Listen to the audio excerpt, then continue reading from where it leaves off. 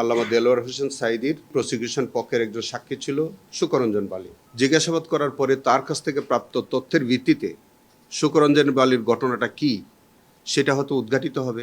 শুকরঞ্জন বালীর একটি দুঃখজনক ঘটনা আমাদের ট্রাইব্যুনালের মধ্যে ঘটেছিল, আপনাদের যদি মনে থাকে, এবং আমরাও যেটুকুন আমরা তখনকার পত্রপত্রিকা জেনেছিলাম যে আমাদের একজন বরেণ্য আলেম আল্লামা দেলোয়ার হোসেন সাঈদীর সেখানে একজন সাক্ষী, প্রসিকিউশন পক্ষের একজন সাক্ষী ছিল শুকরঞ্জন বালী।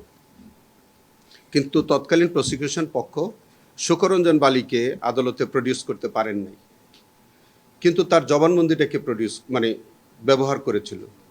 শুকরঞ্জন বালীর নামে যে জবানবন্দিটা, তখনকার সময় যারা ডিফেন্সে কাজ করেছিলেন, যারা মৌলানা দেলোয়ার হোসেন সাঈদীর পক্ষে যারা আইনজীবী ছিলেন, তখন তারা সেটাকে চ্যালেঞ্জ করলেন।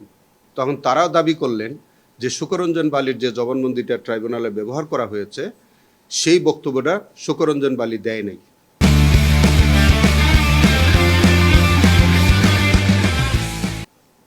তো সেই জন্যে তারা ডিফেন্স উইটনেস হিসেবে শুকরঞ্জন বালীকে ট্রাইব্যুনালে আনার জন্য তারা একটা ব্যবস্থা নিলেন। এটা আইনের সুযোগ আছে, এবং তারা সেই কৌশলেই শুকরঞ্জন বালীকে তাদের গাড়িতে করে নিয়ে আসলেন।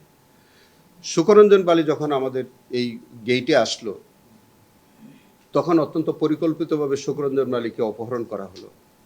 পরবর্তীকালে শুকরঞ্জন বালীকে পাওয়া গেল ইন্ডিয়াতে।